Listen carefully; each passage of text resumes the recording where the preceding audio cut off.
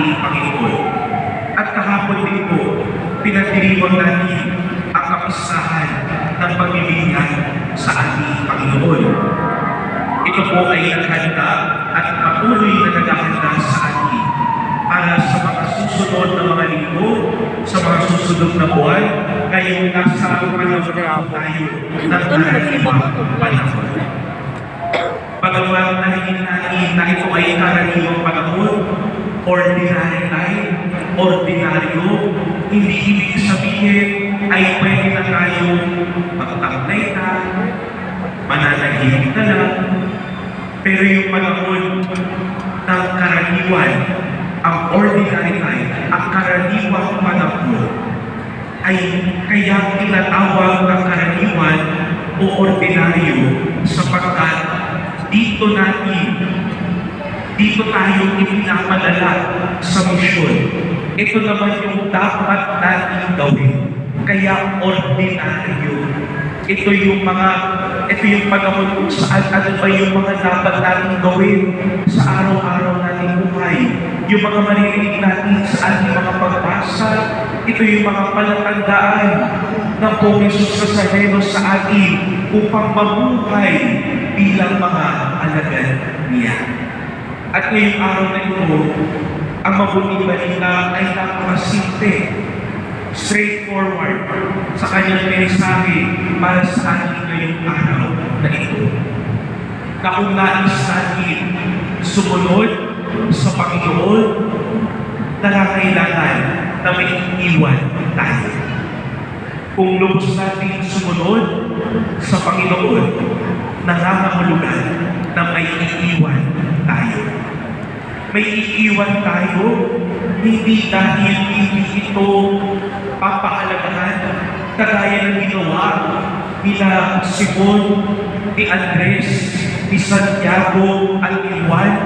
Iniwan nila ang kanilang mga bangka, lambat, pati ang kanilang ama. Hindi dahil sinasabi at pinapaniwala nila ang mga bagay na ito. Kung titignan natin, tarinig natin na sila ay mangingisda. Ito ang kanilang kabuhayan. Dito sila kumikita, dito sila nakakain, dito sila nakapagbigay sa kanilang pamilya. Pero iniwan nila ito, hindi dahil binabaliwala nila ang lahat ng iyon. Hindi nila ginagawa iyon dahil binabaliwala nila ang kanilang ama. Pero kaya nila iniwan ang lahat. Kasi nakita nila yung mas importante, yung mas mahalaga, kung ano dapat yung pinakasentro ng ating buhay. At iyon po ang pagsunod sa Panginoon. Kaya mo mga minamahal na kapatid, kung nais mo talaga natin sumunod, ang paanyaya sa atin ng Pong Jesus Nazareno ay iiwan na ang dapat iiwan. Kung tatanungin po kayo, ano po yung dapat iiwan na iyon? Marahil ito ay mga magandang mga kaugalian, pwede ito mga hindi magagandang mga relasyon, o kaya yung mga panahon na ito ay naglalayo sa atin sa Panginoon. Kung ano man ito, kapag nais natin sumunod sa Panginoon, diretso ang tingin at nag-iwan ang lahat dahil nakita natin, naunawaan na natin kung ano ba yung pinaka-importante sa ating buhay, yung ordinaryo, yung dapat naman talaga. Mga minamahal na kapatid, sa pagpapatuloy po ng ating pagdiriwang, ilingin natin ang grasya mula sa Diyos na sa pagsisimula ng karaniwang panahon, sa pagsisimula ng ating paglalakbay kasama ang Panginoon. Gawa, lubos tayong tumugon sa kanyang tawag, bigyan ng lakas ng loob, iiwan ang lahat at sumunod sa kanya. Amen.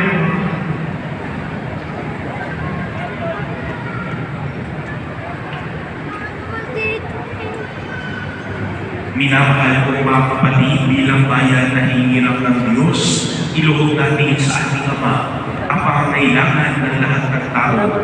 Amang umirang sa amin, pagpalain mo ang aming buhay.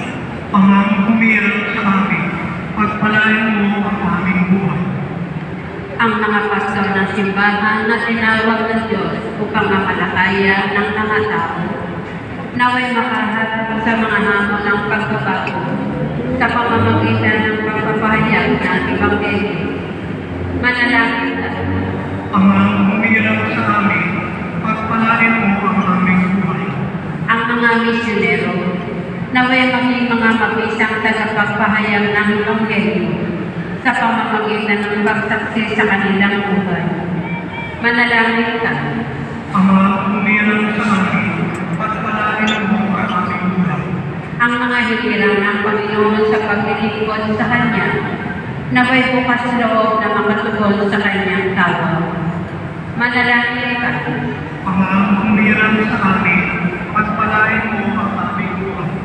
Ang mga may sakit, mga nalulumbay, mga nababagabag at yung mga nangihiran sa isip at kalooban, naway hipuhin at pagaluin ng Panginoon. Manalangin tayo. Amang umirang sa amin, pagpalain mo ang aming buhay.